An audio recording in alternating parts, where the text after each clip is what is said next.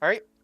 I have ThorDG here, and if you'd like to introduce yourself real quick and just kind of give me a brief overview of what you do. Yeah, like you said, my name is ThorDG. No, I don't think I'm some like god of like potatoes or whatever. Yeah, I'm a full-time broadcaster for Twitch and YouTube. I've worked in a different mediums before, like in the video game industry, but my heart's always kind of been with full-time broadcasting. So if you haven't heard of Twitch, Twitch is a platform much like YouTube of delivering content. And in my case, I play video games and I stream and have my ugly mug in front of everybody, and it's a good time. Yeah, that's pretty much me in a nutshell. All right. So what brought you to Twitch? Why did you start streaming? Oh man, that's a good question. Uh, since I was a wheel is a lot, I've always been a pretty big nerd geek, whatever you want to call it. And we've always had this kind of core group growing up of people who used to play video games together, whether it was World of Warcraft, whether it was MOBAs, whether it was League. We've always played games together, and we had a community called GLG, and way back in 2000, I think 11, 2012.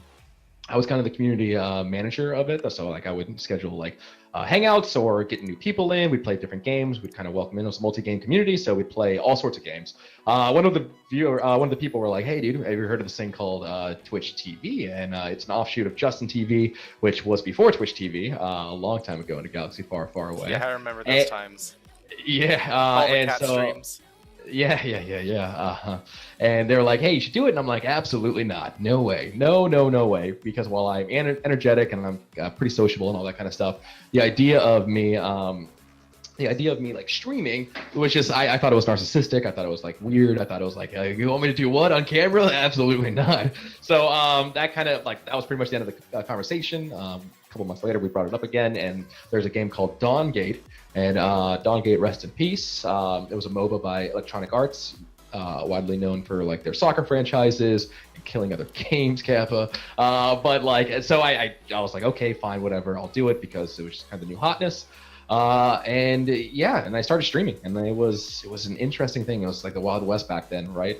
Imagine, like, for people who don't know broadcasting, I can make an analogy to like imagine when YouTube was first starting out and the weird videos that kind of came out of that. That was very much Twitch 4, 5 years, 6 years ago. So it was a weird place, but it was awesome. I got to connect with gamers. I got to connect with people, and I started quickly to find out that the people on the other side of the screen wasn't just usernames. It wasn't just like just Tom, Dick, or Sally. They actually had people. They actually had lives, and I fell in love with the idea of whether I was just screaming at a computer screen, being an absolute nerd. It was awesome. It was awesome. It genuinely made me happy. And so once I got started, I was hooked, and that's that. All right. So how was it meeting your viewer for the first time? How was it going to conventions and meeting your viewers? Like, was there an expectation? Were you a little afraid of it? Like, what was going on in your mind?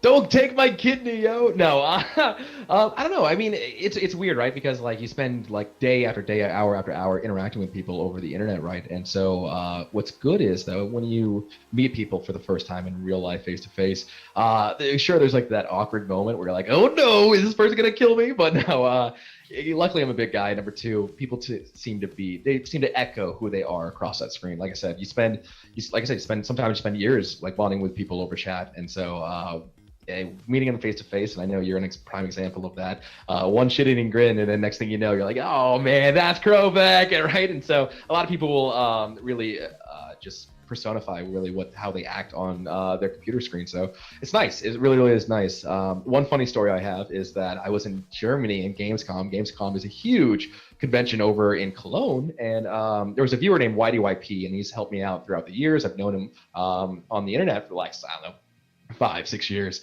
but I've never met him face to face. And I said, I'm gonna be in Germany. So he's like, okay, well, let's meet up at a pub. And I was like, sure, let's do this, baby. Being Germany for what it is, I didn't understand anything going around me, but I sat down, and this guy comes over to me, and I instantly thought, okay, this must be YDYP. And he's like, hey, and I'm like, hey, YDYP, and I get up and I give him a big hug, and I'm like, yo, YDYP, and I'm just talking like 100 miles an hour, and he's kind of like has a scared look on his face, and he's like, where is everybody else? And I'm like, what do you mean everybody else? And then I'm like, you want to go get food? And he's like looking at me really, really weird, and I'm like, wait a second, this isn't YDYP. I look to the left of me, and YDYP is actually filming the whole entire thing. So I generally just gave this weird stranger a hug out of nowhere. So there's been an instance like that, but yeah, I don't know. It's a beautiful thing to spend your life broadcasting for everybody, and like you meet these people, and you turn around, and they are normally just the same. So yeah, it's great. It's great meeting people. So definitely rewarding for sure. Yeah, so I know you worked in the gaming industry. I know you're not in it currently, but can you kind of talk about it for a bit? What was like the good, the bad, and the ugly? Yeah, oh boy. So yeah, so I worked in the video game industry for 3 years. I've been a full-time streamer, worked in the video game industry, and then I'm back to full-time broadcasting. It was scary. I would say back about 6 years ago, a broadcaster like me working in the video game industry was unheard of. Now it's pretty common to be like a influencer relationship specialist or broadcaster specialist. But before that, it was very, very uncommon. Luckily, I was kind of like handpicked by a guy named Troy Hewitt, which is a community director that's like renowned in the video game industry. Saw what I was about and kind of like picked me up. I moved 3,000 miles from Florida to Seattle to work for a company called Motiga. They were working on a game called Gigantic, RIP. They were partnered with Microsoft, and so if you ever played like Xbox One you may have seen it around, but yeah, it was on the good. The good was I was with a family. Really, it was you got to meet new people. You got to be a part of something much bigger than yourself. You got to go to the studio, and it was all people who had the same likes and interests as you. Right? We would have lunch. We'd play Magic. We would play I don't know Super Smash Brothers during nighttime. Order pizza. We were all working towards a goal to make this game successful, and that was something beautiful. I learned so much about like I don't know Photoshop and Premiere. I was able to hone my skills. I was on stage for like E3, which is electronic art, not electronic arts. What am I saying? E3 is like what the I all right, can't. shit. E3 electronic. Not, why am I saying I it? can't Expo. remember E3. Anyway, it's a huge convention where a lot of Yeah, people debut their new technologies or games and stuff like that. yeah, and so being on stage and all that kind of stuff, it was an eye opener. I was able to like really learn and grow as a person, and so which was amazing. The bad, I was kind of alone. Like I had moved 3,000 miles. I didn't know anybody. I made friends, but yeah, that was definitely a wake up call. Really, to be so far away from home. And Seattle was absolutely beautiful, but yeah, that was kind of the worst thing about it. Past that, the ugly side is that I found quickly that the industry and broadcasting and being the community manager, you have different like dichotomies to it, right? So on one hand, you have to support the community, and just like take any kind of industry out there, whether it's the car industry, whether it's the I don't know the soap industry, right? You got to make sure your product is good. You got to make sure your people who buy your product are taken care of and feel like they matter. Sometimes the bottom line, though, especially in the video game industry, which is good for the company, may not necessarily benefit the community. And a lot of the times I felt like Swiss cheese. I'd walk out there and be like, listen, everybody, the big patch that was supposed to happen next week isn't going to happen, right? And so, of course, gamers, as everybody knows, are pretty passionate players and passionate people, and they like their video games. So I was usually the one with the target on my back, and so that got tired after a while and just kind of got beaten down. And yeah, it's one of those things, right? Like people knew me by being very passionate, being very truthful, being like, hey, listen, I'm not gonna like cut corners with you. This is what it's gonna deal with. And so I had to put up a wall, so to speak, between the community and the company, right? And I hated that. And it was up to me to kind of like take whatever the community said, throw it over the wall to the company. Whatever the company said, throw it back over the wall to the community, and try to be as transparent as possible. But too much transparency often led to problems. So. Yeah, it was rough. And so being, like I said, the target on my back just kind of got sad after a while. So it was nice to kind of take a step back, reevaluate, what was this job kind of turning me into? I was being very cynical. And so, yeah, it was nice to kind of come back to my roots a little bit and be a part of the people, so to speak, and hang out with you guys. So, yeah. All right, so you left the gaming industry and you've gone to full-time streaming. How is that for you? Is it stressful? Are you having to work a lot more than you did in the industry? Has there been any beneficial partnerships with companies or anything that you've done? How is it?